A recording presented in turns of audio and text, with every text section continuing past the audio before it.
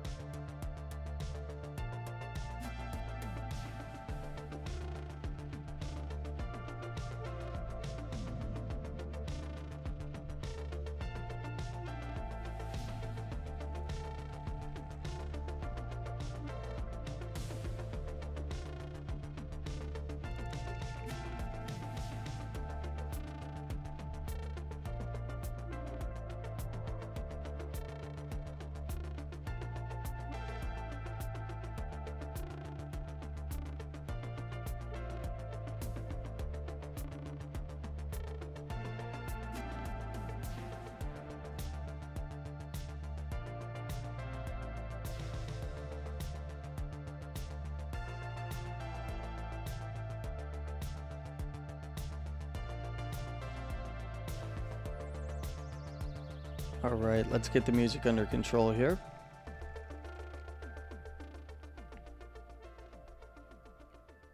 And we're about ready to get this started.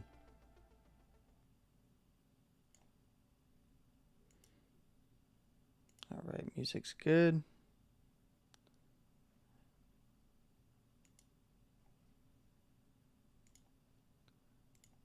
Let's go back here and we'll get this rolling here.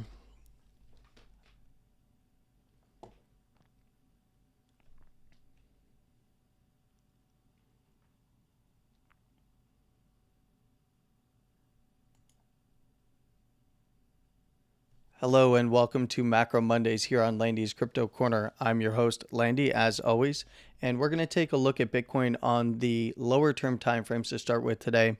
Then we'll go higher term timeframe and take a look at the bigger picture on some of the daily and intermediate timeframes between the daily and weekly. We'll follow up with the weekly and we'll take a look at the monthly as well, just to kind of see where things are at on our bull bands and on our support and resistance levels. And we'll take a look at traditional markets, Dixie, and of course, as always, gold. There might be some time at the end of the stream today for requests. So if you do have any, go ahead and start thinking about those now. So let's jump right into it. Bitcoin had, if I can get on the right screen here, Bitcoin had a nice move down. This area here, let me get the wrong tool out first here. Let's get the right tool, the arrow.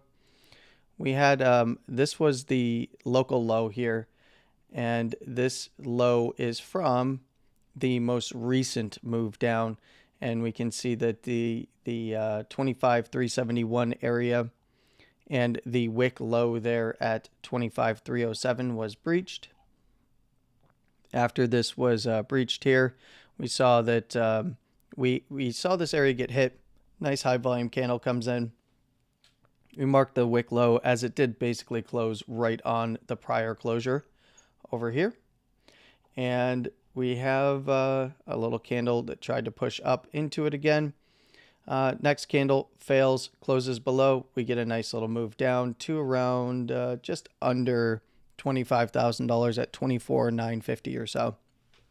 We saw some more volume come in, so we can mark the wick low of that candle and the close open, as we can see that resistance is currently being found on the highest volume candle's wick low. So when that's regained, I would expect things to try up a little bit further into that breakdown region for a retest if it does. If not, what I'll be watching for next is a close back below the close of this second highest volume bear candle here, and a move back down to the wick lows, maybe even the actual wick low. If this area is lost, I'd be expecting a move further down. Now, to put this in context, this is an area that we've had marked on our charts for a very long time. So let's go ahead and turn on the golden zone here. And you can see that Bitcoin is currently finding resistance right in here after spiking it, and spiked just above it by a couple bucks there, and then moved into it. Now it is bouncing around inside this box here between the two blue lines here on the upper blue line. So this is a nice volume-based move. So this is a pretty high volume candle. Well, a couple of high volume candles. The previous high volume candles that we saw on the low did come in at that 25,371. This was on Wednesday of last week. We saw another high volume low, and you can see when this started to break down that the move started to get rolling for real here between these two wicks. But the next highest volume low there was 25,640. It did step it down to this wick low area over here, which was, again, a high volume candle. Tried to bounce, rolled over after regaining the wick low above. White lines in this case, if you remember from last week's stream on Friday. White lines are the wick lows, yellow is the closes. And we saw that this got swung again. and dumped right through, right down to the golden support zone here. Now, are we looking at potential continuation down further? Well, I would say yes. Any wick low below this 24,750. And you can go back here and you can extrapolate this out from this wick low as well. So there's two primary wick lows above right now. This current golden box here at around 25,017 bucks or so, and the current nice high volume low that was just breached below here. So trading below this higher volume low, not good for bulls. Is it a death sentence? Again, no. But in this case, let me adjust to my chair, kick my desk by accident. It's a matter of, does it swing this area, try to pop back up? If it does, just track the higher volume areas as they will act as resistance on the way back up. And if they are regained, you just move up to the next level. And of course, this is tracking this using the 15-minute chart. You can use 1 hour candles, but then the chart will not look the same as this chart. So the lower time frame you go, you do want to mark off additional higher volume areas of interest. So let's go ahead and go over to the Bitcoin in 60 seconds chart, which of course looks like a mess. We're going to zoom in so it looks like a little bit less of a mess here. All right. You can see this chart is a little bit different. I had already noted last week kind of the really important levels, and I was looking for this move to the downside should we breach the lower first area here, and that is currently at around 25,561. A move down to the lower second into the daily support zone. We could even see wicks into it. If we see closures below that area at around 24,750, 24,800, then I would be looking for further expansion down to the next big area here on this weekly. And I kind of gave it away because I was on the weekly chart here just a moment ago when I moved over to this chart. But this weekly here is at 24,300 to around, you can give it a little bit of room, 24,300, 24,500. That would be the area of interest to the downside should the 24,750 to 800 area at this daily support be lost. And then the next area that would become available as a target would be the 23,700 to 24K, and then the monthly at around 23.3 to 23.5. You can give it some room there as well. This is going to be the line in the sand, as I've been calling it over and over again. Bitcoin bulls need to defend this area. If this is lost, I do think that Bitcoin works its way down to the very low $20,000 region. Might bounce around here and there, but I do think that that would be the ultimate destination, and then come back and reevaluate it later for potential further downside or a nice bounce out. There are weeklies down below, 21.8, 20,900 to 21K, 20,500 on the monthly. And then there's that ever important 19,500. If we do see that area swung and or close below, it's probably either going to do one of two things. It's either going to rocket back up, or it is going to reaccumulate, consolidate, and we reevaluate if it were to do that, possibly endangering the major low from the monthly. Now, if we look at the weekly here from the Bitcoin in 60 seconds chart, where I have all the weeklies mapped out, you can see that closing below this $26,000 weekly yesterday has begotten, well, a move to the lows. When you see a closure below an important level, or below these other closes, in this case at around this $26,000 area, it makes the wicks below available down to the next logical support. So we've seen now the wicks are getting ran. In this case, we haven't seen that 24,750 wick ran yet, but it is a very high likelihood if Bitcoin fails to reclaim, I would say probably around 25.5 or so in the next day or two, and then start working its way back up above 26K, regaining that lower first, and then starting to make a real push up and setting in a low. Well, if we don't see that, then it is highly likely that this wick low over here gets ran at around 24,750 into this next area, the weekly support here at 24.3, where you can now see the lower second standard deviation is right there, coming in line with that 24.3 target to the downside.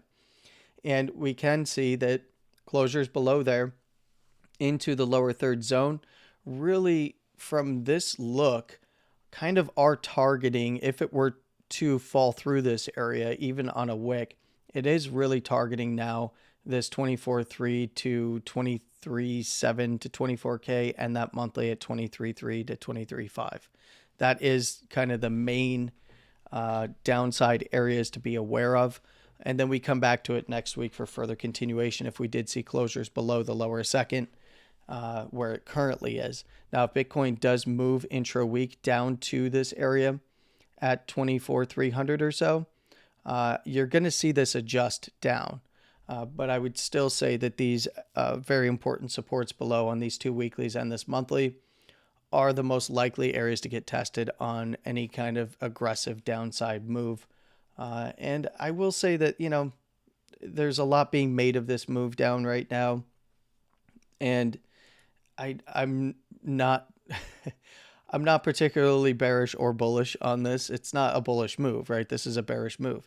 So great short opportunities from on high up here on the lower highs. It did get a little bit of a higher high structure break, but because it did not break out of this high area over the weekend, it was weekend price action too, so it's not to be trusted. But in this case, coming down, getting a little lower high here, higher high in a close, lower high in a wick for the actual high that was set here.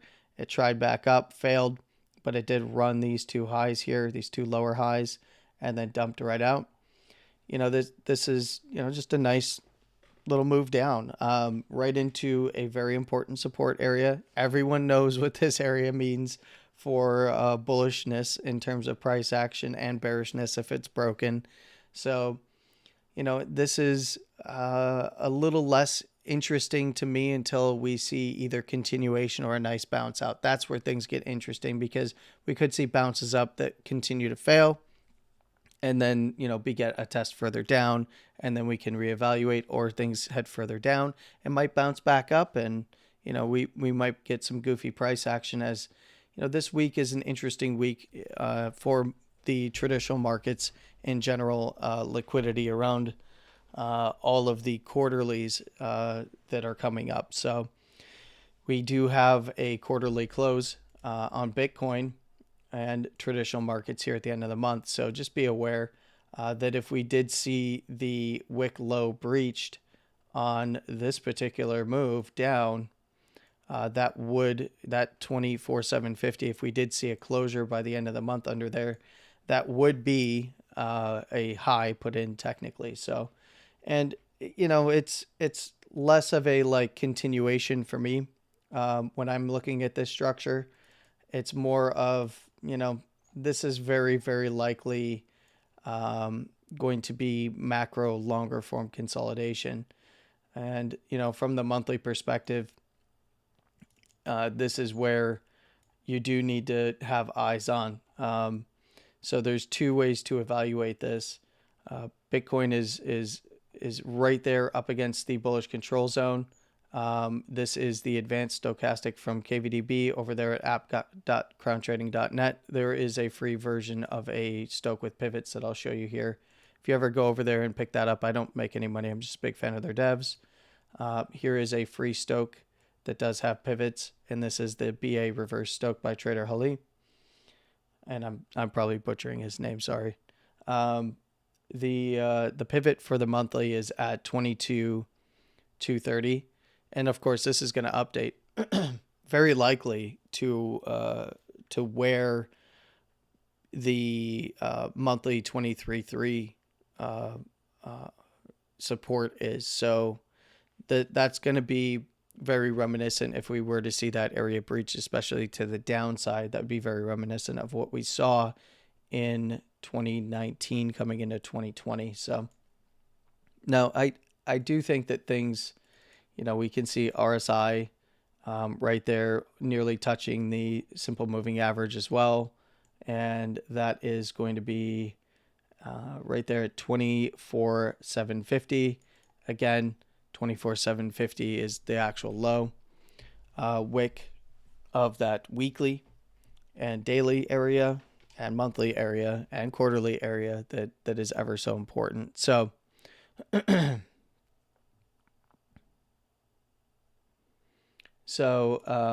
let me go ahead and jump back into something like the daily here. Let's go ahead and evaluate the daily, and it's going to be a little bit of a mess there with the volume-based swing chart areas, or volume-based areas of interest for swing fails is concerned.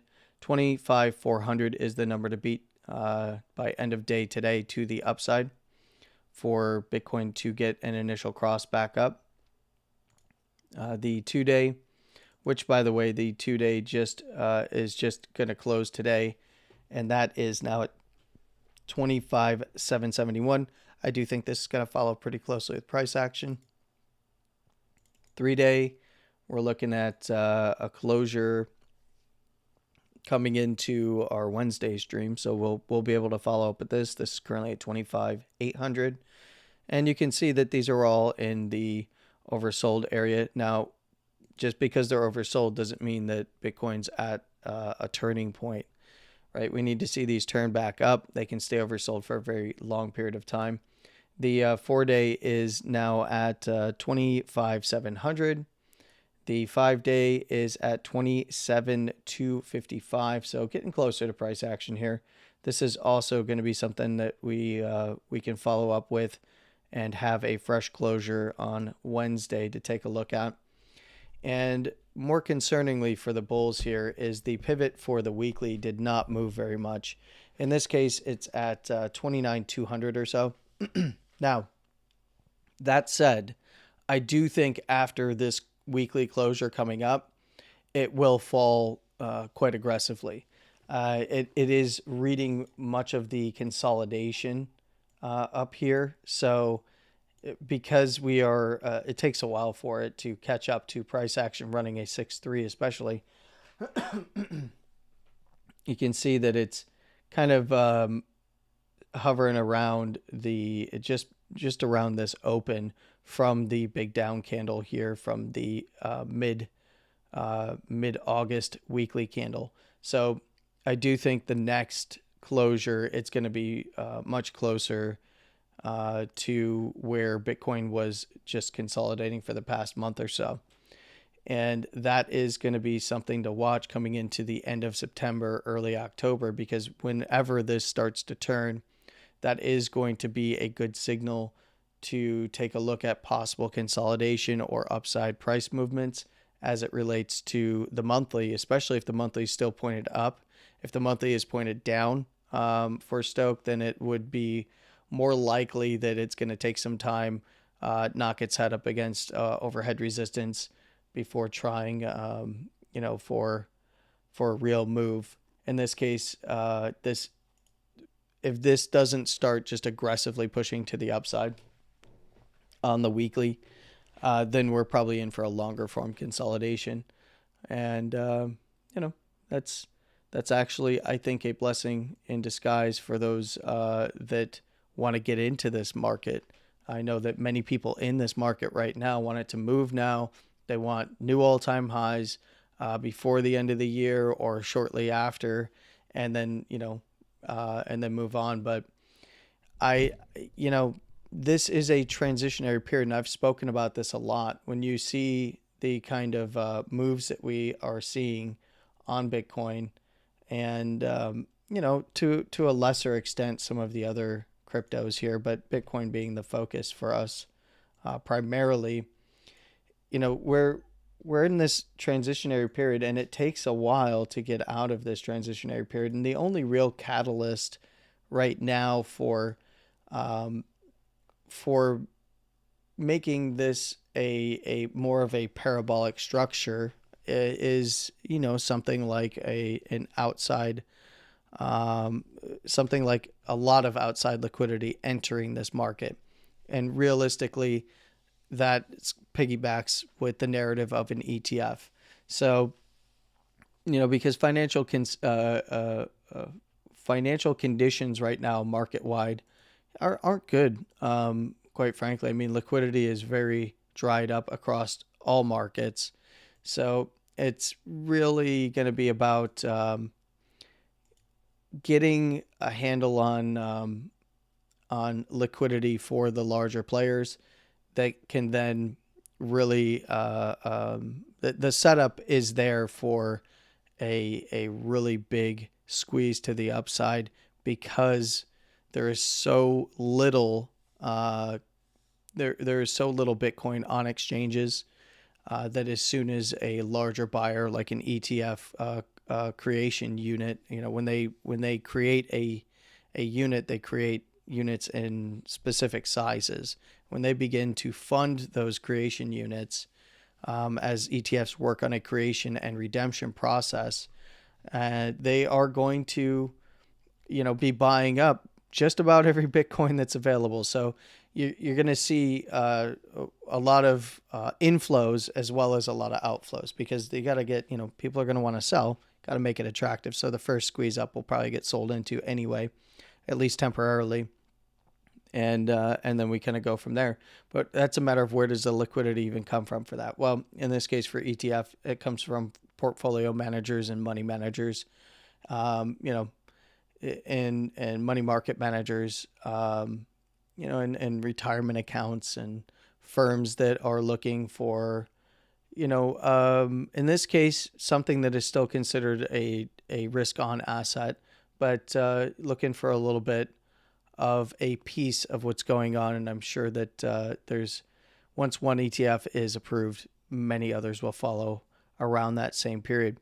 Now, I can tell you from just anecdotally, we'll go down to a 10-second chart while I do a little bit of story time with Landy. And this is anecdotal, but I can tell you that the teams that are customer facing. So when you have a 401k or an IRA with a company, or you have maybe you have a guy. I love you. I go to my guy. You have a money manager of some sort. You have a financial consultant of some sort. They are prepping materials and sales materials, because the way that these things work is you set up a sales pipeline, because your customers have to want this, and you have to create that demand. You create that demand through marketing and education. And in this case, I can tell you anecdotally, I mean, I guess I could tell you that from personal experience as well, that firms are going in this direction right now. And it does take a while to build out your sales pipeline. And that's what is happening currently. And it's kind of like, I've been saying, like, an ETF will come at some point, but don't expect it just to drop because, Grayscale won their lawsuit. That's kind of that kind of throws a wrench into things, because if they get to fire first, but nobody's ready, you don't have the pipelines yet, you haven't educated these money managers and portfolio managers on why they would want to actually offer this to their clients, because it's kind of top-down structure at that point. There is an appetite there, but it's limited. It's all internal. A lot of external appetite for Bitcoin is, kind of manufactured. That's the community. It's the crypto community that surrounds Bitcoin and other crypto assets. Well, those that can be called assets, which is, in my opinion, is really only Bitcoin at this point. So, it's going to be very, very interesting to see how things go, because they're only really getting rolling with this right now. Can they finish this stuff up by, the start of the next quarter? Maybe. So let's do a little bit of investigation here. On the daily, as you can see, Bitcoin, in and around that lower second. I've spoken about this many, many, many times. The lower second is either going to act as a reversal area or a continuation area.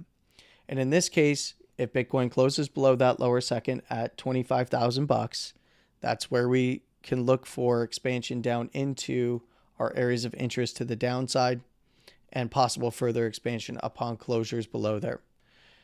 And it's very likely, I've told you guys this many, many times, I would not be surprised, not very likely, I would not be surprised to see a bounce from here. We are seeing lower term time frame bounces.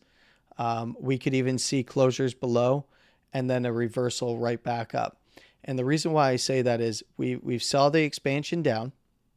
We saw the reversion, the mean reversion. Basically, it did not quite hit the range above, but it did swing this last high over here on a close and then right back down to the lower second again. Now, if it's going to be really bearish, it's going to close below the lower second, get that expansion, and begin to really push down aggressively. Now, in this case, we can look at BBWP and we can get an idea of what this setup looks like. And right now, this setup is super interesting. Bitcoin moved back down, but BBWP is showing that this is mean reversion. Now, why is it mean reversion? Well, because the abnormal move, well, the expansion, I should say, was the move down, right? So we saw the expansion on BBWP up there on this move down, and then we saw the pop up, right, in volatility, and that's being read latently. So in this case, we saw the pop up, we saw it then skating on the lower first, and then the basis band squeezing into price here. So following, the 20 simple is the basis band there.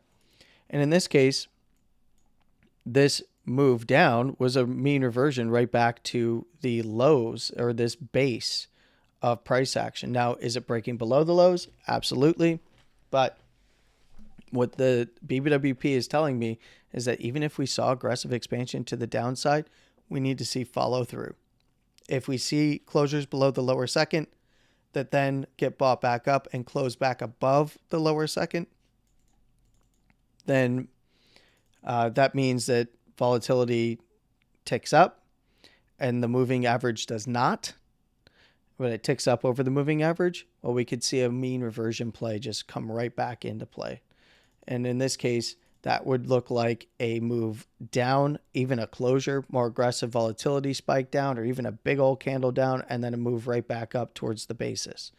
That is the look that I'm getting from BBWP right now. And I know it disagrees with even some of what I've been saying, but a lot of these targets that I'm talking about are pretty close for Bitcoin. Bitcoin can move. It has not moved much, but when it does move, it moves quickly in this type of a transitionary period. And in this case, we could move down to some of the lower levels that I talked about, for instance, in the Bitcoin in 60 seconds chart on the daily here. And from that daily perspective, run right into these supports, even get closures down there. But until we saw follow through with BBWP, where both BBWP and the moving average are pointed to the upside, then we'd be looking for much deeper targets, because we would be looking for Bollinger Band expansion to the downside to continue. And with this, if we do see a move down that closes below the lower second and breaks the wick low over here at 24,750, 24,800, depending on your exchange, I would be favoring those moves down, but I would be looking for at least initially, until full follow through and confirmation with BBWP, for pretty big buybacks. Now, of course, I could be completely wrong. The environment is pretty bearish right now in terms of sentiment in the space, but that is something to look for. Yeah, I think that about covers it. I started off with the lower term time frame stuff. Did anybody have any questions about that before I move on? About the volume-based swing fails. I want to see if anybody has any questions before I move on to traditional markets and Dixie and so on. We can always round back to this as well. So if anybody does have any questions, go ahead and put them in the various chats. I see one question in one of the other chats. This is my Discord beta server chat. Thank you for testing this out with me. Please invite Jimmy over there as well. Yeah, thank you. Yeah. So why didn't I mark this wick low? You can. You can give this wick low. You can mark this one as well. It's just that it is higher volume, but it is not. This is higher volume, but it's not. It does not equal the volume of the candle before it. So I do think that this candle is more important at around 25,000. For this is the Coinbase chart, so we can see Bitcoin breaching right now or trying to hold on to this close of that candle at 25,140, and it's trying to hold on to that close. This looks, this is an expansion to a contraction. So with the Bollinger Bands here, in this case, you can mark either or, but you'll note that this closure right here at $25,000 is below the lower second. And because it's below the lower second, closures below there are going to get expansion down into this wick low. So you can mark this wick low as well, because it is relatively high volume. I mean, this is some of the most volume we've seen since the lows that were put in prior to the little pop up to what was that 20? This was the 26.4 to 5 area. That's kind of the highest volume since we've seen since then, and that was on the upside move. But on the lows, the move was getting rolling around that area. This is higher volume than the higher volume bull candles. This was a high volume rejection. I would argue it's probably the highest volume low that we've seen, at least since this little low over the weekend. That's kind of it. So you're more than welcome to mark that if it does help you. For me, I don't really have an opinion. As it stands right now, if I'm going to mark anything, I'm going to mark the higher volume wick low of the bear candle or the move down, even though there is a wick low lower than it, because it closed inside of that higher volume candle. So because this candle here that wicked below closed inside of the higher volume candle, and it was also a high volume candle, and it's this is already below the lower second. This would give me an earlier indication of not only a close below the lower second, but price breaching this wick low of this higher volume candle. And same to the upside. You can see that the rejective area is the move down, the bear candle on the move down and the wick low thereof at around that 25,222. So, and for instance, there's a wick low, historical wick low there just above it at 25,307, and then the close open is basically the same as the previous close open on the lows at around 25,371 for this current move down, not the bigger pop up to 28.4 to 5 or whatever it was, 2 to 3. Maybe it was 2 to 3. Hope that answers that question. Did that help? Yeah. Okay. Cool. No, you guys can use the audio in the Discord. I'm just not. I have the audio muted. I'm deafened in the Discord because it would just come through my headset. Yeah, so if you were talking to me in there, I can't hear you, buddy. Yeah, so go ahead and just type it out. Thank you. And Jimmy, you're in the other chat as well over there with the guys. Can you, yeah, you're rotating through because you're training? Okay. Yeah, if you guys need more users, there's a drop down you can select to allow more. Okay, so let's go ahead and look at YouTube as well. Zaman, hello. Cheryl, hello. Bobby, hello. No name, hello. Oh, you're on the road. Okay. Let's go ahead, and you missed the first few minutes, so keep going. You must be referring to this because the first few minutes is where I covered this. All right, so let's go ahead and take a look at traditional markets right now and see how they're holding up. Now, there is options expiration this week, and a lot of people make a big deal about Friday. Well, that's because that's the day that the options expire. But the whole week is going to be filled with either rolling or repositioning, whatever might need to be done. So the whole week is going to be a little bit of that, and it all culminates with Friday. But the real directionality starts next Monday. So we're realistically looking at not the 15th. We're looking at the 18th, which is Monday, which is where we're going to get a better idea of, what's happening with the markets. And it is going to be dictated on structure. So when looking at Dow, for instance, Dow had a nice little recovery here. Can it be trusted? I don't know.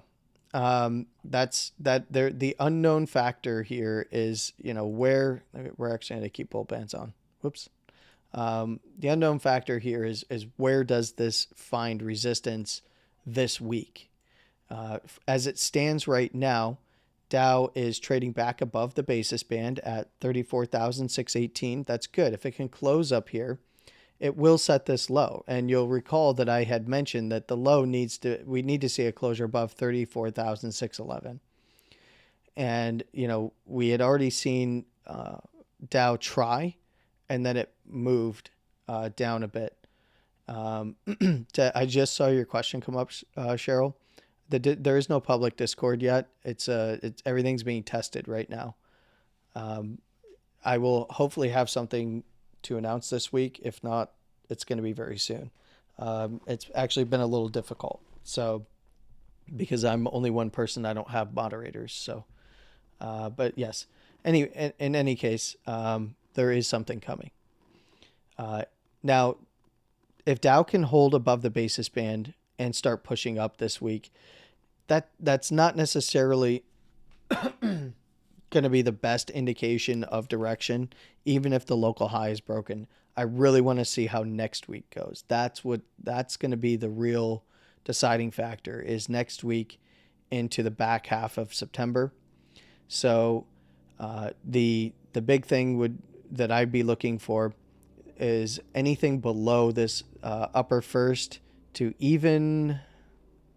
Now, if it takes out the upper second area, you don't want to see a swing of this high, but as it stands right now in the daily, anything below the upper first is still downside angled or bearish, and that's at 34,880. If we do see this high get taken out, though, which is also the low of the consolidation up here, just before spiking the overhead resistance there at 35.5, and then the breakdown candle that happened on the 15th, go figure. Same areas as Bitcoin, right? Now, when this breakdown candle hit, this low was retested on this move down off of the lower second. We saw the nice move into the lower second and then a spike into it again. So we saw, a move through it and then a spike into it again, reverse, pin out just above the basis band there, but testing this breakdown low. If we did see that high taken out, and that high is specifically at $35,070, if we see that area taken out, then I'd be favoring a wider move back up to test this overhead resistance around 35, 4, 35.5 area, and maybe even a push above.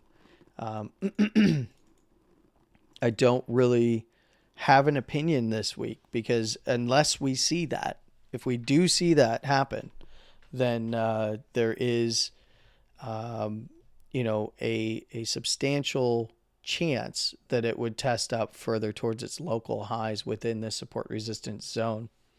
34 684 is going to be the momentum pivot, currently at 34 671. So trading below that momentum pivot right now, which in this case would be a 34 684, 34 673. So it would be an initial cross down, but like I said, not making much of it until I see closures this at the end of the week. Now, I will note that the weekly has been holding up on the basis band still.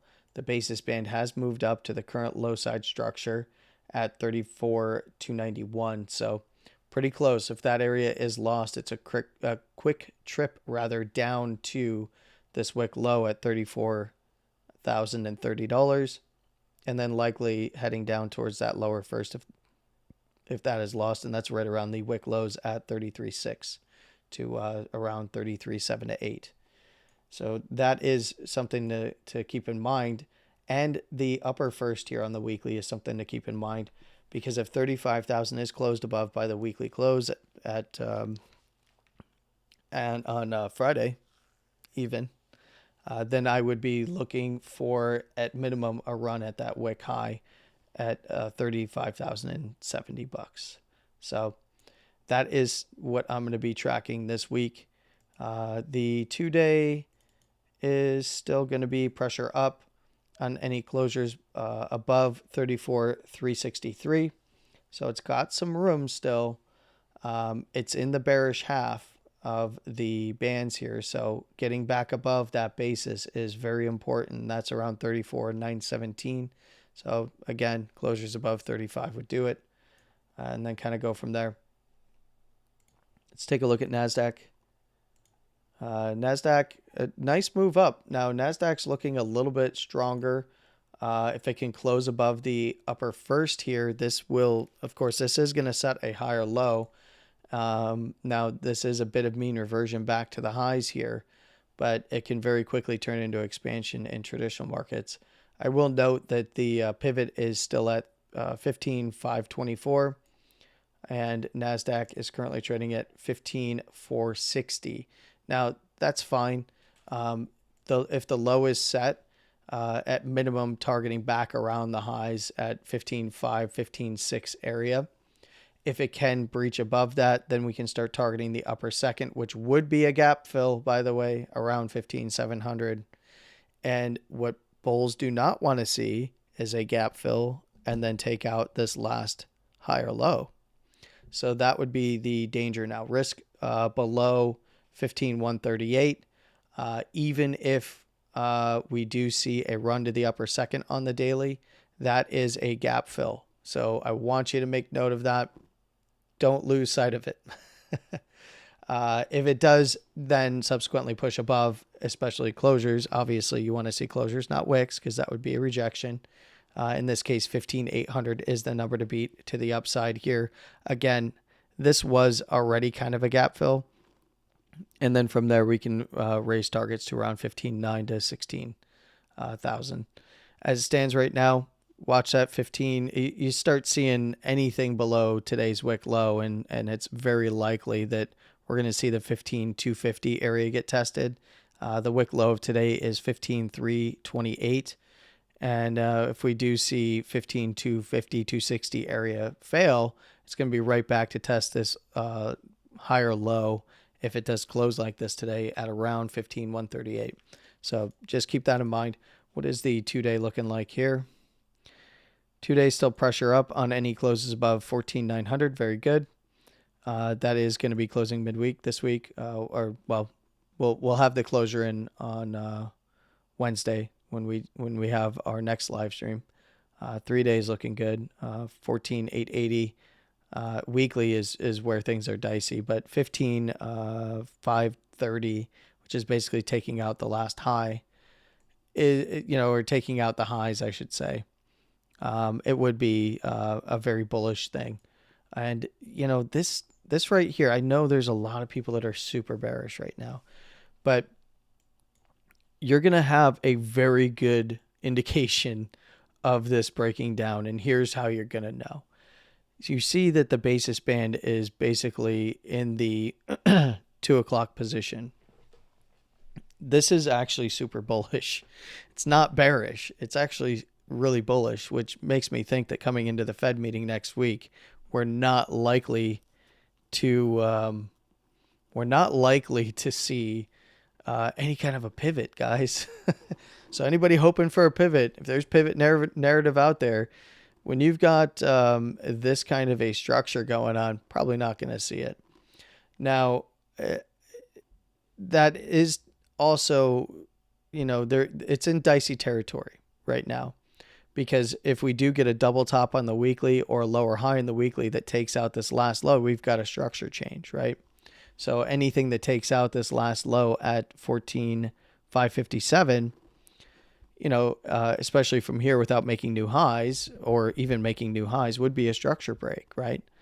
And in this case, we're not, the last real weekly low is all the way down here at 11,695.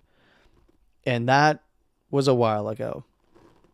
This is more likely, if it regains the upper first here at 15,532, I believe.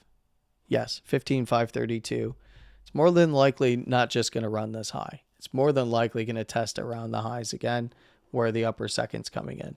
And that is around that 16,000. And in this case, it's at 16,200. We have very low volatility. Why do we have very low volatility? Because NASDAQ is right around its highs. And it's above the basis after tapping on the basis. So in this case, this was all a mean reversion play so far. And if this thing grabs, you can see with BBWP here, if it grabs onto the upper first standard deviation, we're going to get another uptick in BBWP. And if that moving average turns and NASDAQ starts pushing the upper bounds here, we're likely not only to see this confirm a Stoke cross, right? As this number, even if it's just playing around going sideways this week or has some volatile moves, but ends up effectively being sideways on the close, I'd start to favor a little bit of a turnaround coming into the fourth quarter of this year, more than the doom downside scenario. I do want to make that known because the monthly is the part that is scaring some analysts right now. But the pivot's all the way at 13,609. It's trading a little ways away from there. If it starts trading towards that pivot and breaking structure on the weekly, we're going to know well ahead of time. So it's not going to, anybody that then would be calling it a black swan when it eventually happens, it just tells me that they don't know what they're talking about. And in terms of pivots for Fed funds rates, for rates, it is historically the pivot itself is not good because of all of the liquidity reallocation. It ends up being not very good for markets. And if they're smart about it, they start to QE very, very slowly. And then typically you QE very, very slowly, and then it ends very, very quickly. But we'll see. We'll see what happens. This is a very interesting setup on the weekly and even on the daily. I do think that the daily, if it does head up this week, is going to knock its head, and we really have to pay attention to the Monday open to see where things end up positioned. Now, positioning's all going to happen through Friday, through expiration. And it's really not, you're not going to see, like I said, you're not going to see the effects until Monday, Tuesday of next week, in my opinion.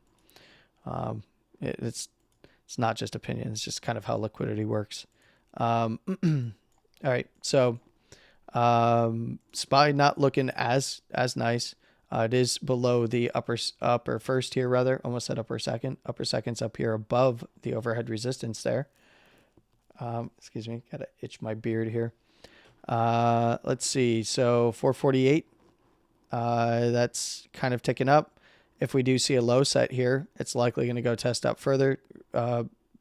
big reminder, this is also a gap fill, 448 to 450. So you don't want to see it pin out and then take out the low at 442 if you are looking for further upside. If it does take that area out at 442, then we're looking to the lower first, which is coming in at 438. Breach below there, we're looking at the lows again around the lower second at 433 to the support area down here at around 430 to 432. So that's kind of remained the same as yesterday's. I don't remember what trend line this was, but let's get rid of it. And we see 451 is going to be the momentum pivot for Bitcoin. So like I said, Bitcoin for SPY. It's not for Bitcoin. 451 would be a crazy momentum pivot for Bitcoin. And in this case, no, it is SPY. So 451, again, just above that little bit of a gap fill up there. 2-day is going to be pressure up above 440, or in this case, 439. We'll talk about this a little more on Wednesday's video, or live stream, I should say. 3 days just turning up above 440. 4-day is, I'm a little bit more interested in the medium-term timeframes here on SPY because it is so close to the edge. 448. So it's right there with the 4-day. Now, of course, this is closing later this week. And then the 5-day is up there at 454. So and this is going to be, all right, you're going to see, even if this closes as green, if it doesn't take out the high at 453 on the 5-day, this is likely to put in a high that would target the low side again.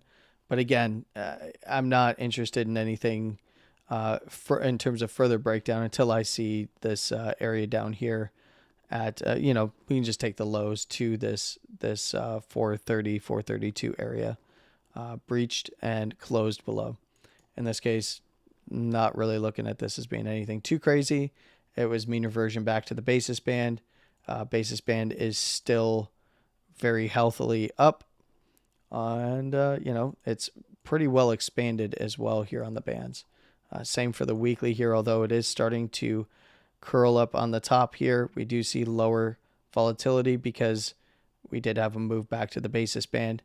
If we do see that upper first closed above by the end of the week, well, I'd be favoring a move back to the highs here locally, and maybe even higher up to that 460 to 465 area. So previously local high had come in at, or the weekly high, I should say, not local highs over here at the 453 area. The weekly high for this move up is at 459.44. So if we did see the upper first and this last local high at 453.54 area taken out, then I'd be favoring a move to 460 to 465. If we see the downside taken out, this would be a lower high, structure change, and structure break. So we'd have lower high, lower low on any closes below 437. So be aware of that. It can even come down and breach the basis band as long as it swings it. Otherwise, if it does close below there and the lower first is in play at 425, all the way down to that lower second is still good for support. It's right around this last high here. And that's at 410, 412 area. So very, very, very easy to understand and read setups if you were to ask me. Let's see, volatility very low is also the very interesting part to that. So it could go either way. Let's go ahead and look at Dixie. Now, this as I had said, Dixie likely to either push up further and grind up there, but if it did lose Friday's close or wick low, that we would see a move back to the upper first. We did, and a little bit below here. But anything above this last low at basically, it's 103 on a close. Anything above there is still very strong for Dixie. Now, if it does continue down from here, the biggest area of interest that I'm looking at is this little order block here between 104.16 and 104.30. And I'd be looking for it to move there. If it loses that wick low at 104, then I'd be looking for, well, most likely the basis band is already going to be there. It's just under there at 103.94. If that area is lost, it's still fine down to this support at 103.57 to the lower first at 103.33. If it does breach below there, that's where we start looking for this last low at around 103 to 102.93. And I suspect if we did see a drawdown throughout the week, close over close, I do suspect that Dixie might try for a reversal from that area, and the lower seconds likely to be around that low or maybe even higher than that low in and around the support areas where the lower first currently is. So again, anything above 103, basically it's strong. It's looking very strong, actually. And that, we could start to see a turn across the board on the daily and higher time frames. Closures on the 2-day below 104.53. It's currently trading just above there. It's turned down, so it's kind of chopping around up here. So it's the momentum pivot's basically right on top of price. If we do see a high put in, and we'll follow up on Wednesday, then the next target, if it hasn't already been met for the 2 days, the upper first there, and that's at 104.21. So right into that, order block area that I was talking about. That's also this high over here on a close, and below there, then we start targeting that 103.57, 103.60, just to make it easy. And that's, this has got highs in here and short-term rejections before a move through and retest. But we could start targeting that area to that 103 close, 103.5 on the 2-day, and maybe even that wick low, which currently the basis band on the 2-day is above. So, and it's still, even on the 2-day, this thing is good all the way. I mean, this thing could run the other way right back to its lower second, and it's still fine. It's just, that would be good for most likely good for markets in terms of markets go up, dollar go down. But in this case, a little bit of a short-term high. I wouldn't call it a reversal by any stretch of the imagination until we see a weekly reversal. And a weekly reversal is not going to happen until we see closures below this wick low here at 104.02. That would also be below the upper first. And then we start targeting down to the basis band. And guess what? It's at 103, right at the wick low. So that would be a weekly high. And it would be a weekly high likely on bearish divergence. Let's just go ahead and investigate that. Yes, provided it doesn't close this weekly higher than this high over here. And this high over here is coming in at 105.26 on a close. And that's not far. So keep that in mind. Weekly still very strong in terms of momentum to the upside here at 102.83. Again, at the end of the week, this is likely to update to where? 103. So it's very close. If you look at the 5-day, it should be the same. Yep. 4-day is 103.68. It's higher than that breakdown area that I'm talking about. The 3-day will turn down on any closures below 104.60. That 2-day, of course, is that 104.53. It's basically right on price. And the daily is 104.80. So we could be seeing an early indication of, at minimum, a short-term high being put in. But I still would not even take that into account until we see probably more than one bearish divergence drive on the daily here. And I haven't been looking at this lately, but this would be a good indication, probably good for markets in general, maybe with a latent effect if it were to get continuation down after putting in a high. But there is one drive of bearish divergence currently on, there is much longer term bearish divergence on the daily, but for this particular move up, there's one drive of bearish divergence. And to get an idea of where things could go, so bullish control zone is 104.58. The scale midline, which is the 50 read here, is at 103.63. Again, that was one of the momentum pivots for the higher term timeframes, I believe the 3-day. And the bearish control zone is 102. So if this was to go all the way back to the bearish control zone, it's likely to turn bearish on the longer term timeframes. So this will also update throughout the day, at the daily close, and we could get a clearer look at this in the next live stream as well. But this is something to watch. I usually like to see more than one in-trend bearish divergence, and it's likely that if it does confirm this and head down towards this low, which is probably 104, and then bounce, maybe bounce to a higher high with another drive of divergence, or lower high structure change, that kind of thing, and then head down to lower high and then breach the lower low. That's what we'd be looking for. And then for more bearish divergence to build. One drive does not make or break this thing. Now, it would be more interesting if that drive was on the weekly here, because if it cannot breach the 105.26 on the weekly, puts in a weekly high, this is a pretty big bear div. So that's more pertinent to be looking out for, in my opinion. But we can get the etchings of that, especially as this week develops into next week.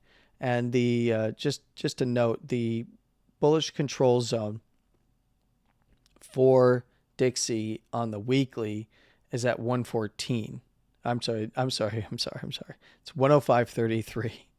So that would indicate that if things do test up, that is right at the edge of the bullish control zone.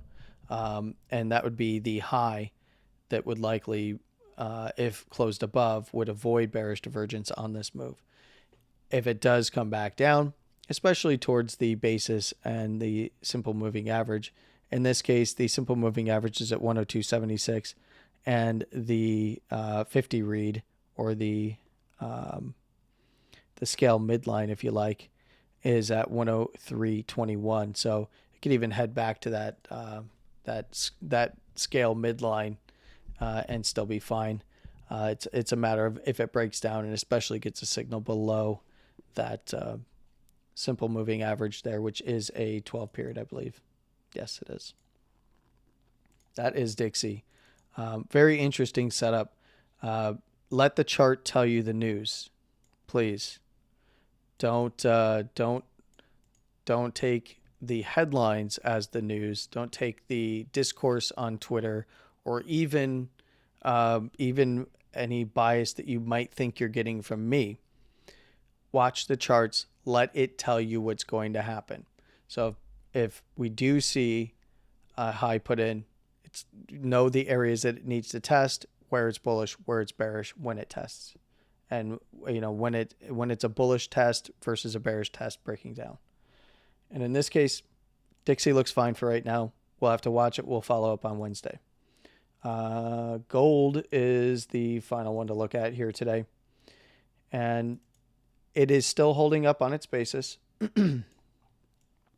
and it's trying mightily for a reversal here to set a low, and it's just getting rejected every time.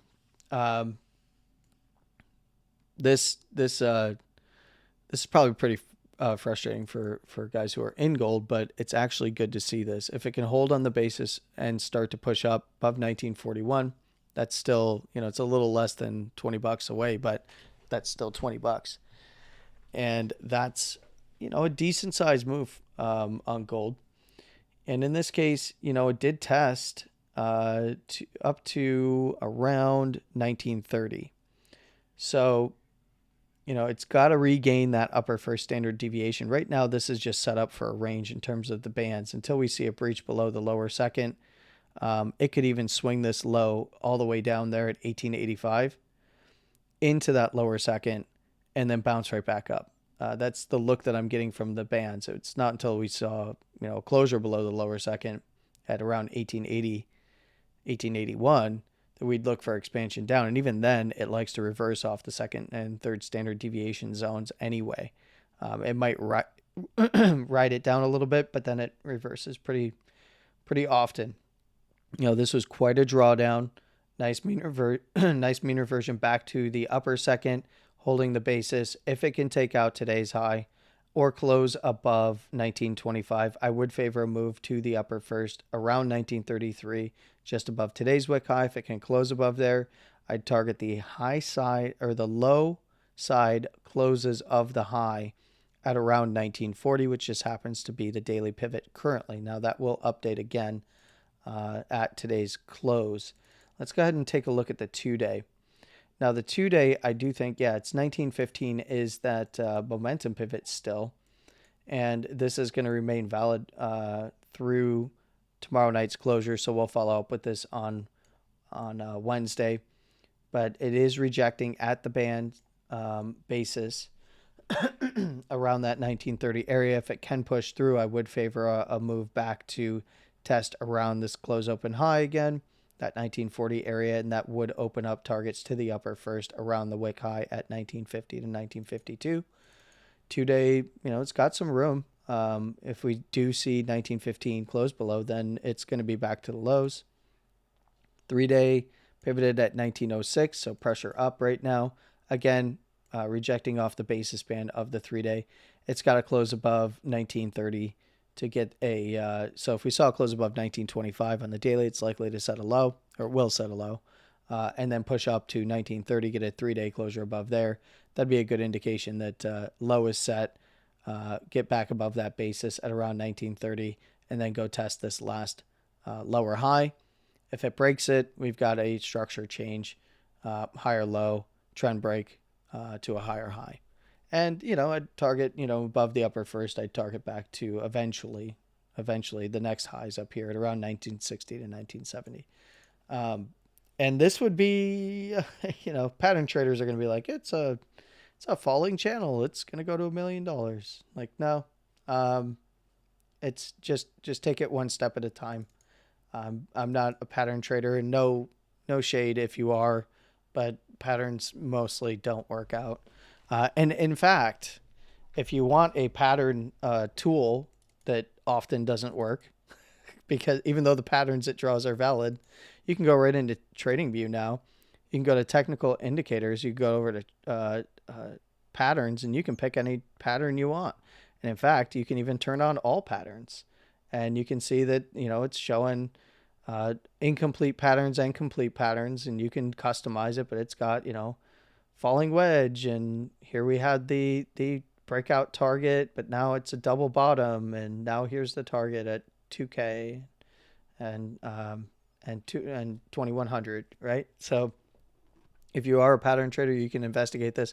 I'll tell you that most of the patterns do not work out. They're very low hit rate.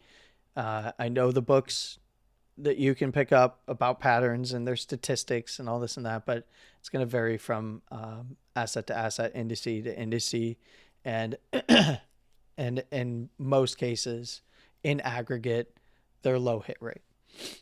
And there's a few that are very, very good and work out very, very well. Head and shoulders typically work out in one of two ways: a throwback to the head, or they play out, in the direction of the move, whether they're a head and shoulders or an inverted head and shoulders. Throwback to the head is literally just a retrace right back to either the high or the low of the move. So, and some triangles work. I will tell you that triangles often, because they are trend indicators, they will work, but only in the market cycle that you're in. So if we are looking for, the market being a bull market, then the trend is going to be more heavily weighed, and then so on and so forth. In a bear market, trend will be more heavily weighted towards those patterns on triangles. Otherwise, your uptrending triangles that are usually your bullish triangles in a bear market typically don't work. Even in a transitionary market, they typically don't work very well. But your downtrending do more often than not. But when we're in a transitionary market again, even the downtrending triangles can be a little dicey. But yeah, I think that's it. I think that's it for gold. We can look at the weekly here. Weekly is that reversal off the lower second, just like we talked about. It is finding resistance at the basis band. So if it is going to be a trend continuation, then it's, closes back below this low here at 1885, and then get continuation up against and or below the lower second standard deviation at 1880 to 1882, even though it still could swing that area and be fine on some of the other time frames. If we did see closures below there, then I'd be favoring a much larger move down.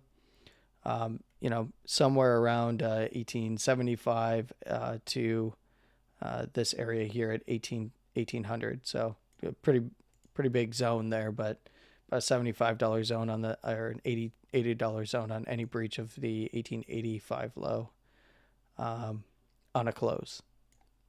I guess you'd call it an $85 zone, huh? All right, so let's go ahead and take a look at Bitcoin again. See that it's hovering around this 25K area. Let's go ahead and take a look. Yeah, a little wick through the lower second. Still in a bit of a cool down, I believe, for BBWP. Or did it start to tick back up? It started to tick back up. So I'm going to test these lows here. Tested that low that I marked around that $25,000. Nice little wick below. What did we get to? 24,986. All right, let's do a little bit more investigation here. What's going on?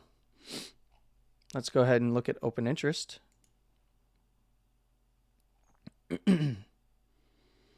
Open interest is moving up on this move down. That's kind of telling me that shorts are trying to play the breakdown. So even if it does eventually break down, yeah, and funding is looking a little bit more negative across the board, not completely. Might move down a little bit further into my blue box zone that I got over here to test like 24.8, 24.750. It can even swing that low, by the way. It's fine. It can go all the way down as long as it's not closing below around that 24.750 wick low, depending on your exchange. Give it some slush. Now, I will note that on the weekly, this is a lower low close last week. So this was a breakdown, right? And I know I talked about it before, but that brings into play this wick low all the way down to that weekly. Like, I really want to stress that. That's the target zone on a close, is the current wick lows, which it's already below, to this prior wick low where these wick highs are. And, and then it brings into play, 24.3, 24.5 area. And I do suspect that bounces from there turn very bearish and get, we end up going lower. But for right now, it's a whole lot of hype until we see an actual breakdown here. It looks pretty good. Let's turn on volume. Let's see. Are we getting volume on this? No. In fact, so if you do see low volume break these two wick lows here, you do want to be aware of this wick low, right? So now that price is in this zone, if you want to mark it and alert it, at this 24,947 here on Coinbase, then it is likely that it's likely that we see continuation down to some of those deeper areas, 24,750, 24,800, right? And then see what happens from there. Right now, the daily close and the more importantly, the weekly close. Even if we see dailies close below, or in that zone around 24,3 to 5 around the weeklies, I'm not really like a lot of people are making it a big deal. It's not a big deal until you see a failed bounce again. If it's just straight crash, then it's probably an opportunity more than not. You have to evaluate, not financial advice, but if it's just kind of slowly working its way down, I would expect it to either crash, which is going to present opportunities, I suspect, or it bounces to another lower high.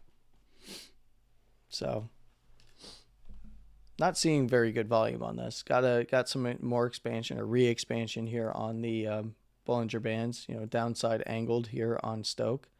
25,200 basically is the momentum pivot there. We've got $25,084 for the hourly.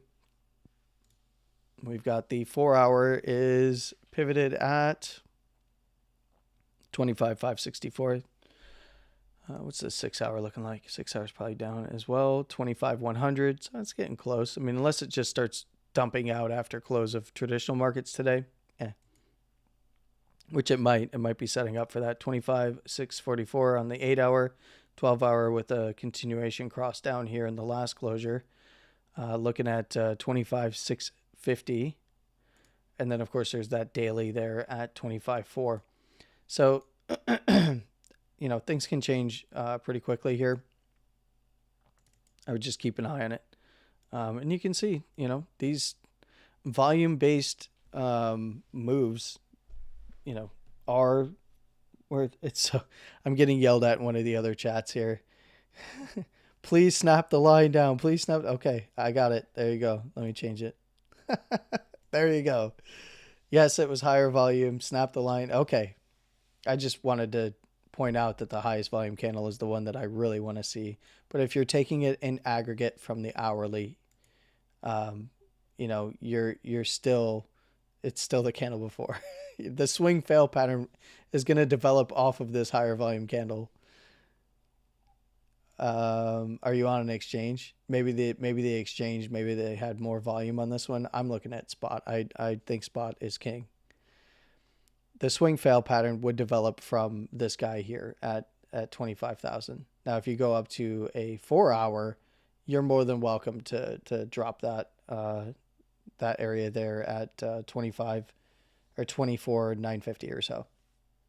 But I'm going to caution you, if you're trading lower term time frames, you need to mark the other areas, because you can see how important this wick over here was, and that was all within that 4 hour candle, right? So if you can't see, it's this wick right here.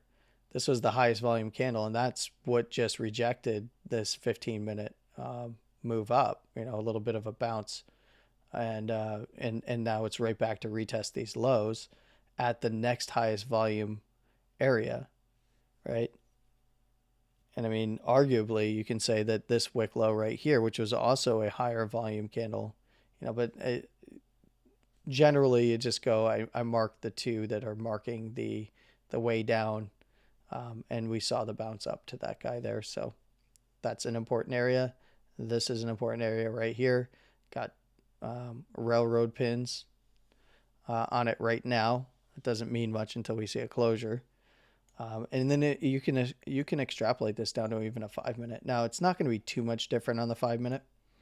You can see that on the 5 minute, the 15-minute candle is here, and then there was a 5 minute high volume candle coming into the actual low side, the previous low side structure of this move down.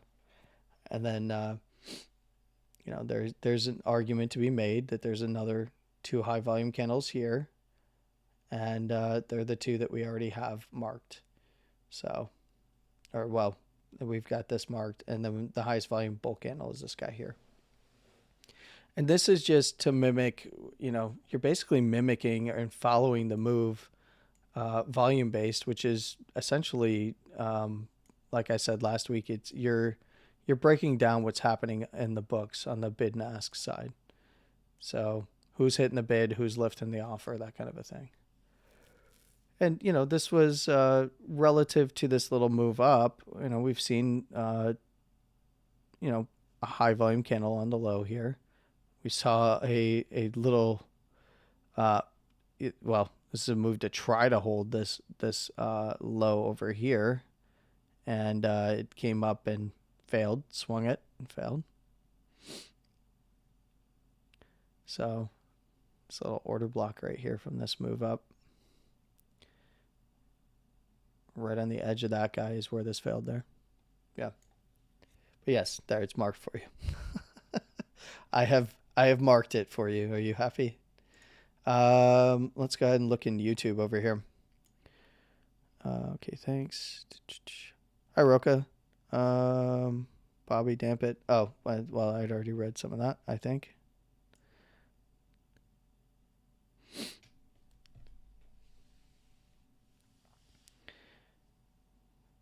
Let's see. 25K getting defended. The walking hangman.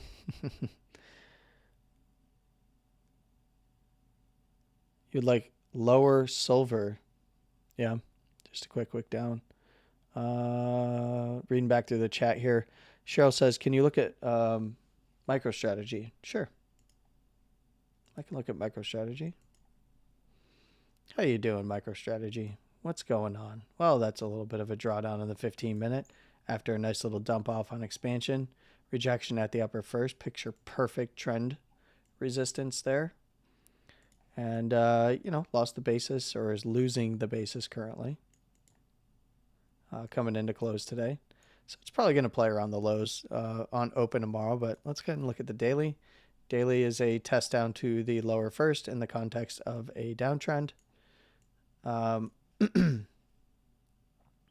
Slight bit of a low that was attempted to be set here, but because it never made that 357.54, the low was not set, and then it's down to retest the low wick here around the lower first.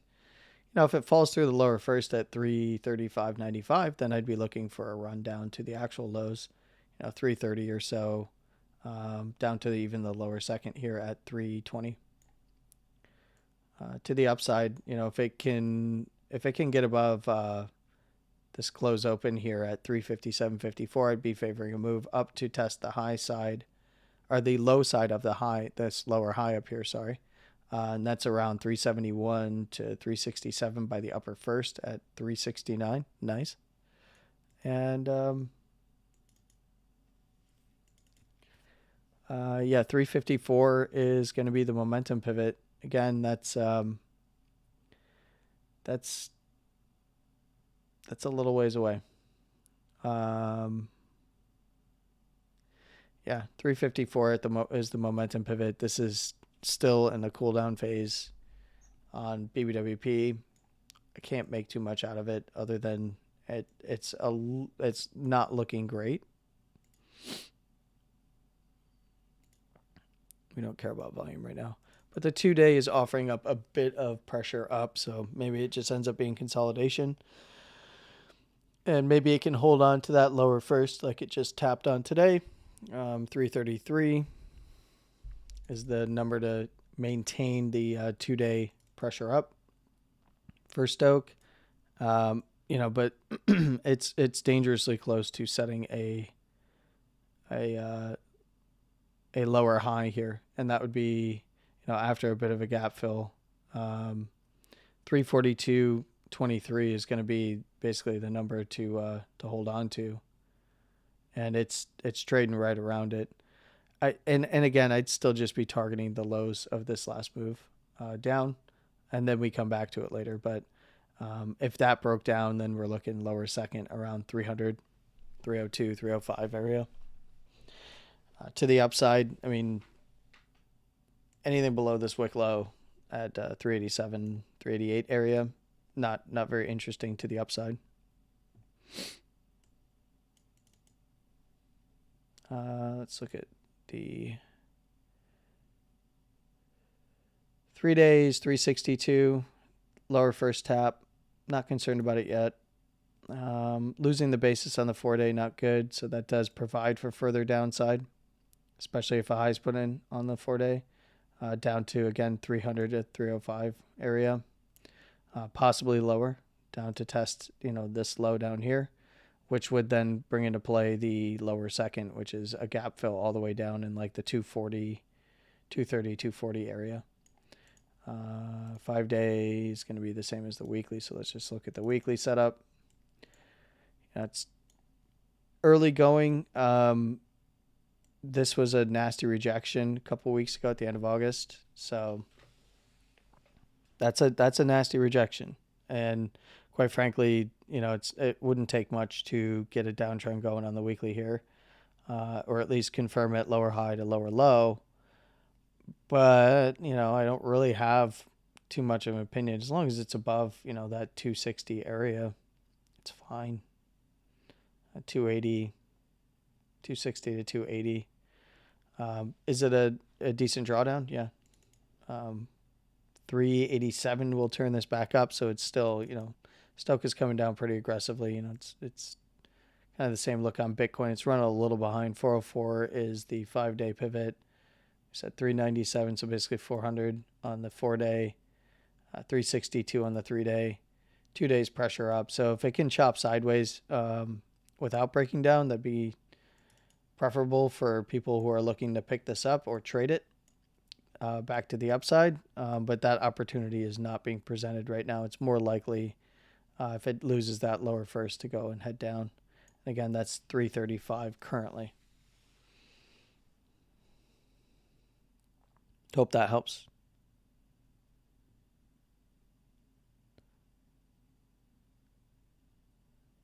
Let's see. So I'm going to go back over to Bitcoin here. Yep, still in the same area. Just hanging out.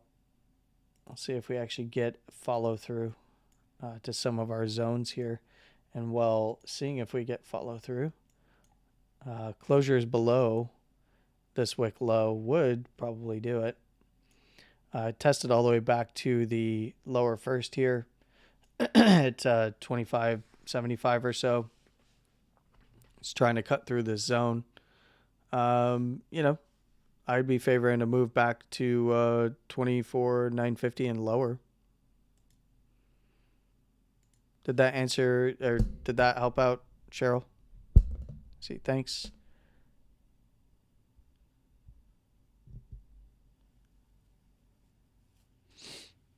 Yeah, I mean, even if this week, so I see some of the talk in different areas.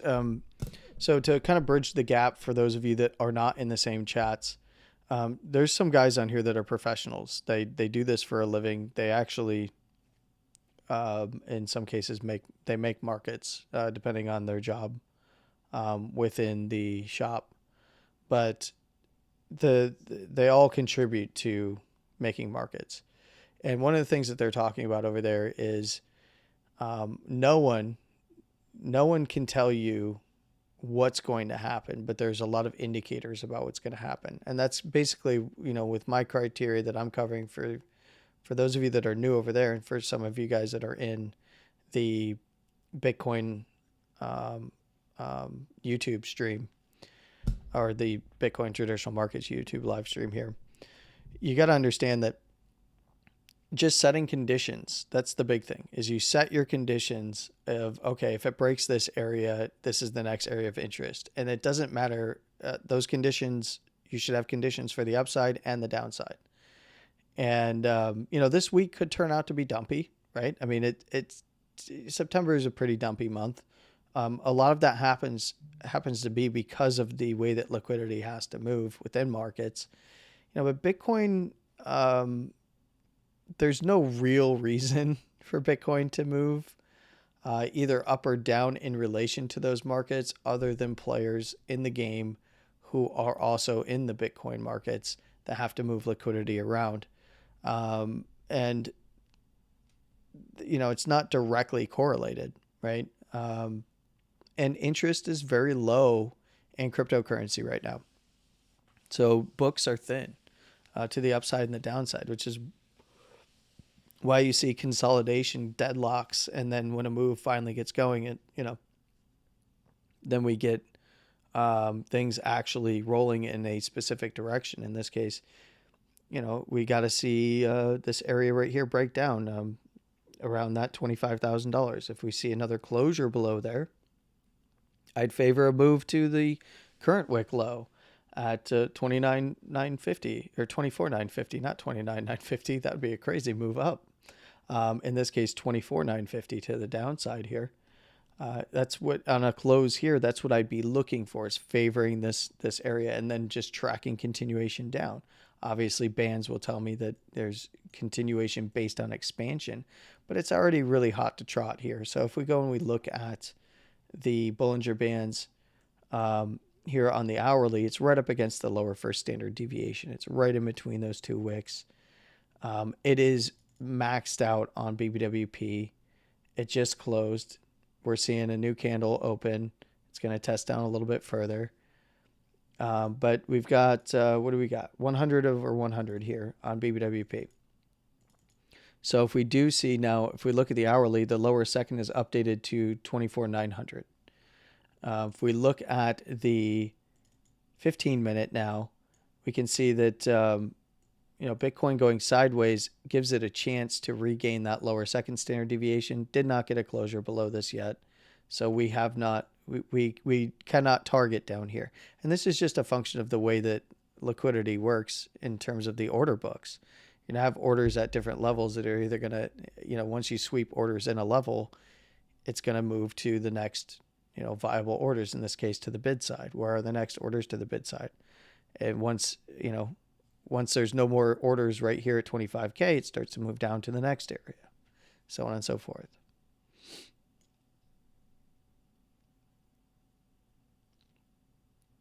And after a pretty volatile move like that, we see the liquidity die off, comes back in as it fills the remainder of people who want to get their orders in here. So if we got closures below there, there's probably more that want to fill lower, right? And then if this is regained, we probably got some people that want to sell or short up here, so on and so forth.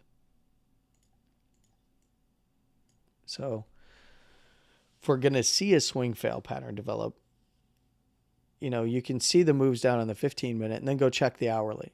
Okay, did it turn into a swing fail, right? Like this big wick down here, does it turn into a swing fail eventually? In this case, we've got this wick here. We've got a whole hour. There we go. Now we're starting to get the move down. And look at that. Not finding a lot of liquidity just yet. So I would favor more expansion to the downside, right? So we see that low is coming in around that lower second standard deviation on the 1 hour at, 24,900. What did I just call out? 24,900. Now you'll see that this was at 24,900 when Bitcoin was trading up here. So the bands will react in real time. And in this case, this is now at 20. Well, it's at 20. It's right on the wick. It's 29,904 now, but it was oscillating around. But it was 24,900 previously. So, and if it gets bought back up and closes the hourly above this higher volume candle, this is what's going to dictate if this can become a swing fail. Now, there's two criteria here. If Bitcoin can close this hourly back above this guy, and it's got 57, it doesn't matter how far this move goes down. It's all about where it closes. We track how far it moves down on, those lower term timeframes so that we can find good trading opportunities. In this case, tapping on the lower second after impulsing through it, we got 100% over 100%. I'm not looking for too much more on the hourly before at least a little bit of a bounce even back into the local range here. Now, in this case, this higher volume wick low, this is the area that you want to see closed above and then take out, the high up here at 25,233. That's the high that needs to be taken out. So I suspect we're probably starting to see some volume. Let's go to another minute chart. Yeah, there we go. We got a little pop in volume on the minute chart. A little close outside. A little wick down to that 24.9. And then we can go and we can look at how that is stacking up on the 15-minute. We've only got, 4 minutes into this 15-minute candle. Nice wick down. Move back in. And then we gauge it from there.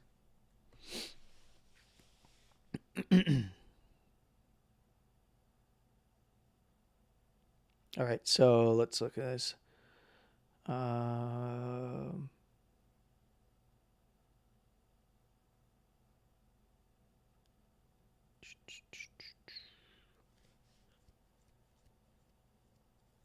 Sol probably mirrors Bitcoin. I mean, Sol is probably going to be super dumpy. But altcoins are in this environment are probably not going to be holding up very well.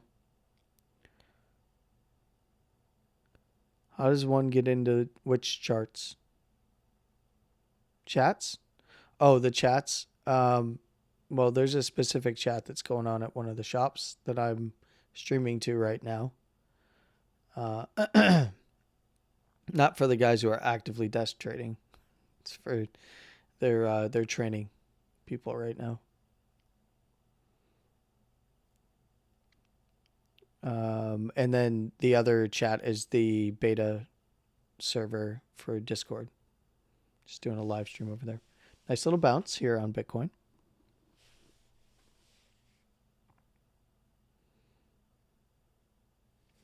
Let's actually go over and take a look at this.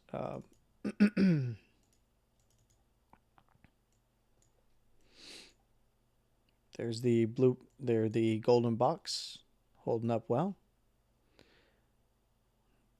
Lower first acting as resistance as it should, at least temporarily here on the 15-minute. So very good price action. Nice little scalps this morning. And now it's just kind of waiting to see if there's going to be opportunity possibly on the other side here. I know that there's some degens already scalping this wick right now. I see you. I see you scalping this damn wick. Freaking degenerate traders. Don't get taken out of position. Yes, it's back above the ever important candle. Yeah. All right. Cool. Well, if there's any other questions, go ahead and get them out of the way, and I'm going to see if I can answer them by you asking them, and then we'll probably wrap this up.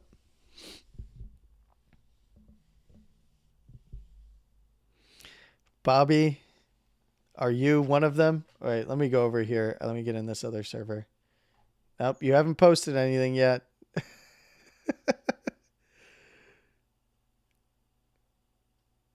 Yeah, you haven't gotten in on this yet, Bobby? No, there's people more that are more degen than you are, buddy.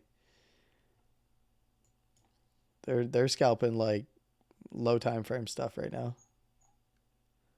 I'm watching them. That's dirty, man.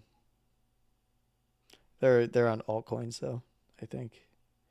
Man, everything's getting wrecked right now. Good. I mean, if you're short, it's good. Let's see. How's ETH holding up?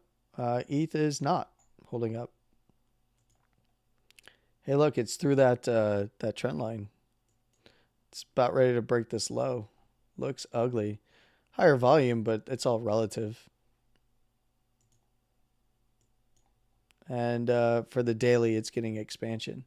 So for like Bitcoin on the daily, it's pushing in and getting slight expansion, but it's not as expanded as wasn't as quite as compressed. It's kind of the same look, but it's also different. This is all the way down in its lower third, so it's a little bit more compressed in terms of volatility.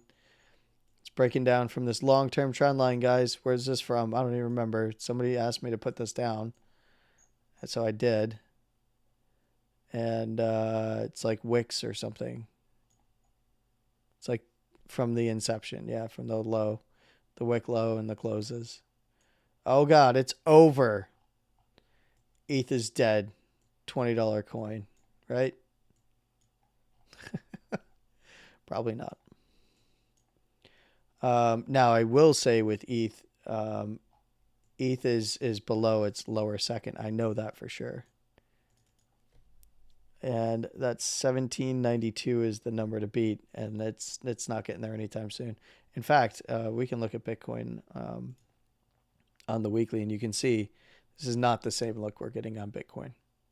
It's got a ways to go to get to its lower second. So if Bitcoin moves down to its lower second at 24,300, 24,500, expect alts to just take it on the chin massively.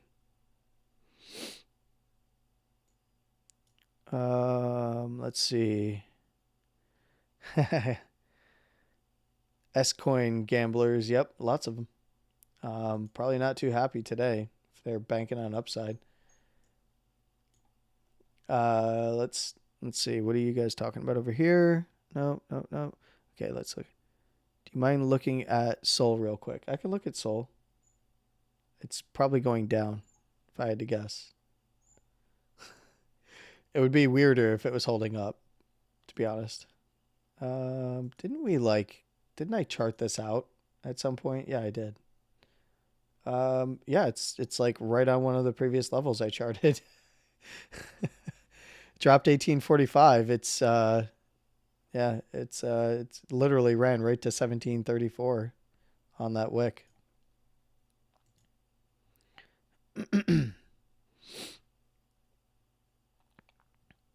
Let's see. Hold on. Let's see. So okay, so now I'm getting more requests over here and YouTube. For you guys over there, if you guys want to if you guys at the shop over there, you guys probably got to go back to work soon, or at least go and train. Yeah. I'm going to answer the questions from YouTube, and you guys have super specific, like FINRA focused questions that aren't worth answering here unless, other people on YouTube want to listen to that. And I highly doubt they do, because that's like super specific stuff for the FINRA exams. Yeah. Okay, so let me answer some of these questions from YouTube. I see they got lively when price started dumping. So let's see. Algo, XRP. Oh no, they're just saying XRP to $100. XRP to $100 any day now. Yeah, sure. Yep. BLZ.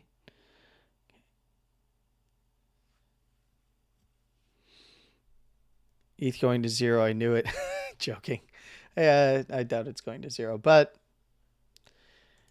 there's definitely a lot of cryptos that will go to zero. That's for sure. Now ETH, it's getting expansion down on the weekly. On the daily, pretty aggressively. I could see it turning around from here. It's hit a pretty important level. But if it breaks, this is Sol. Sorry. Did I say ETH? This is Sol. 1734. If this breaks, this is this high from the move up. This was a pretty important trend shift. If this is lost, it's a markdown to $16. Below $16, it's coming right back to this low around 14, 15. That is, and if it does not hold up there, we're looking at $10 and under Sol. Now, for right now, this is a pretty prolonged move to the downside on Sol. It wouldn't take much to at least pop this thing back up. 1861 is the number to beat to the upside today. That's going to change drastically at the close of today for the momentum pivot. First off, you got to see a low being put in. Like that's really, and that's going to only come above 1845 today. I mean, I don't remember when we mapped this out, Cheryl, because I know that I think only you've really asked for me to look at Sol lately. And I remember mapping this out for you, or with you, I should say, because you were here with me in the chat over there. And then coming down to this high, this is really structurally, it's got to hold up. This is a low as well as a high. So this was a transitionary point in Sol's move. So if it's going to consolidate, this is actually the place you want to see it consolidate. And I'll be honest, oh man, it looks like crap. But if it can go sideways here and just swing this area, this is where you want to see it. That's pretty much what I got for you. You're looking at $17.34 to $16. It needs to consolidate because this was a stopping point from the move up. This was a wick low. This is where the low was. This was the reclaim of this low on a close to the wick low. So you want to see $16 hold up. If $16 doesn't hold up, it's going to swing. It's got really one last chance, and that's, 14, $15 before heading, $10, possibly sub $10. If it can get back above $20.60, last week's spike high, then things start looking good. If it can put in it will put in a low above 1846, 1845, 46 area. But that still doesn't mean much until it regains the lower first and breaks that $20.60, which right now is above the daily basis band. Lower first is at $19. So otherwise, I'd be looking down until we see something else happen, like another lower high put in that then can be beat. Okay, I shorted DGen style on the breakdown from 25.150. Probably not going to be successful. I targeted 24.8. Bobby. You are a DGen. No, I know. I'm just saying that if you want to see a move turn around, that's the area it needs to hold. All right, so what was the other one? Oh, the gravity defying BLZ, because somebody's purposely pumping and dumping that thing, right? I forget which one we were doing. Well, this thing is defying gravity because you got some whales pumping it, probably getting ready to dump on their followers for liquidity to put into Bitcoin and ETH. I don't know what this does, but I can tell you, it's looking fine for right now. Same areas as the other day. 14 cents. It's trading at 13,847. So it's still pressured down on the daily. 12 hours turned up above 12.8 cents. Jeez, really? Give me a break, man. But hitting the upper second around this really high volume high. This was the thing about this. There's like a stupidly high volume high up here. Well, it's actually trapped. It's doing what XRP did, Bobby. So if you go look at the XRP chart, big volume up, forms sets its higher lows, double bottom, moves up further, puts in nice volume, comes back into this higher volume daily candle, pins it, consolidates, breaks above the wick finally after a few tries, gets its expansion, and then puts in stupidly high volume in comparison to what it saw after on the drawdown. And now today we're seeing higher rejective volume. So anything below this higher volume area, and you've got a zone now because there's two high volume areas up here now on the highs. So I would just mark this guy up here as well on the wick at 15.8 cents. So it's fine above the basis at around 12.8. That's actually where the pivot is anyway. But just be aware that what it's doing lately is it is just kind of knocking on the door of this close open up here at 14.32 cents and then coming back down. So somebody's probably got their bot selling, right? I don't know. I don't know anything about this thing. I know that there's a lot of pump and dumpers that come in and out of this coin, though. So,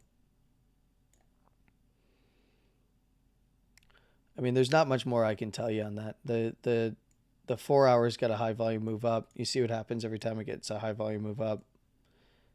High volume, reverse, higher volume move down, well, it actually held and then reversed. This was higher volume on this move up to the upper second. I suspect that it still might even have some room. Nope. It's getting ready to curl over 14.26 cents on the 4 hour. So it's probably due for a little pullback here. Hourly's probably saying the same thing, 14.26. Yep.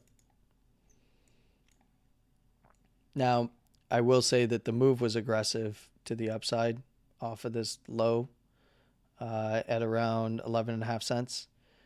And then it moved up very aggressively. And this is a big candle here, relatively speaking. So this is a nice big exit up in this area. And it set the high and the low.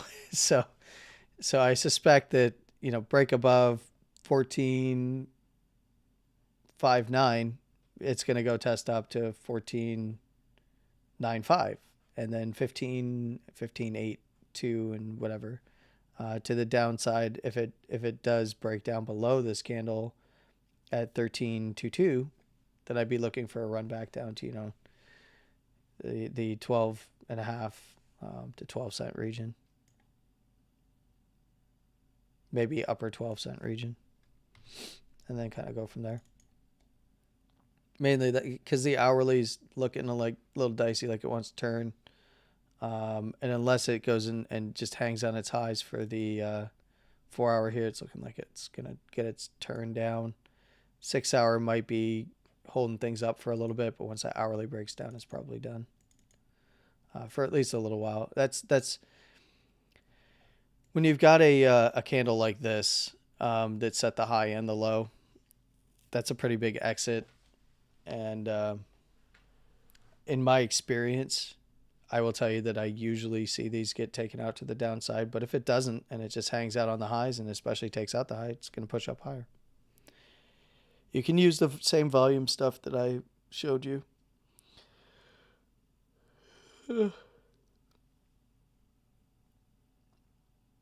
Sorry, a little bit of a yawn there. I was up very early this morning, pre-market, and watching what was going on, so I'm really tired. It's going to be a long week. So, Bobby says, don't judge me. No, I mean, hey, I'm not judging you, man. Your money, you can do what you want to do, buddy.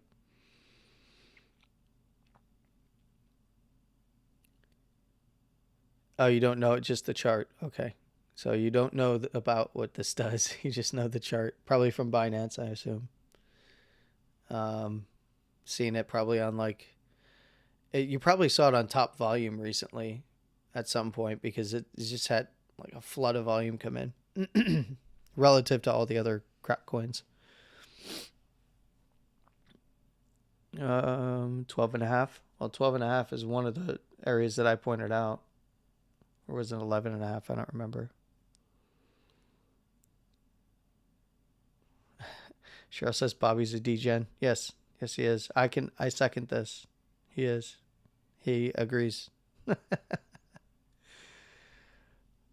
all right, cool. Well, the other chat is almost empty. Jimmy, you're still there?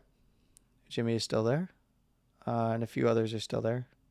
Oh, you guys. Oh, because you guys were working over the weekend. You guys were working the futures markets. Oh, so you're going home. Okay. Yeah. So just so you guys know, over in the YouTube chat, some of these guys actually work the futures markets over the weekend when futures open. So just kind of depends on how. Oh, you guys are at home. Okay. They're already at home. They're not going home. You're not even in the office. Look at you guys. Probably working hard all weekend, huh? From home. Yeah. Yeah. Only one guy went into the office.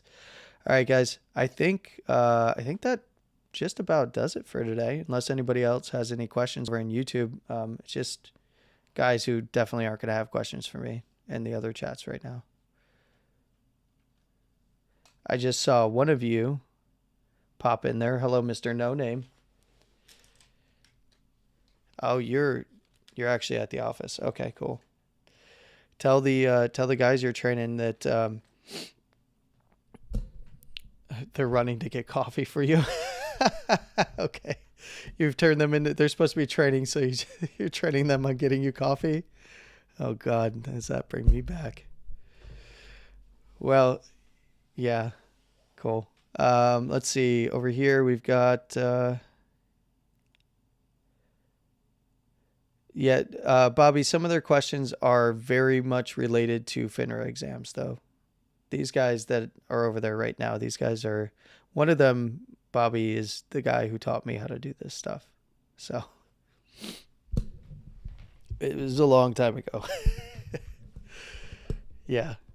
No problem, guys. Yep, you're welcome. You're welcome. I see thank yous in here. You're welcome. All right, I think that's going to do it for today. It's been a little bit of a longer one today, so my apologies. A little bit more of conversational style here. There's not too many of you people here yet. I don't mean like you people, but of you guys and gals, my friends. It just sounded like Robert Downey Jr. What do you mean, you people? Man, what a great movie. I think I want to go watch that. You know what I think I'm going to do? I think I'm going to take the afternoon. I'm going to go watch Tropic Thunder and Charts. All right, you guys have a wonderful morning, afternoon, and evening, no matter where you are in the world. Please trade safe. And of course, as always, stay safe.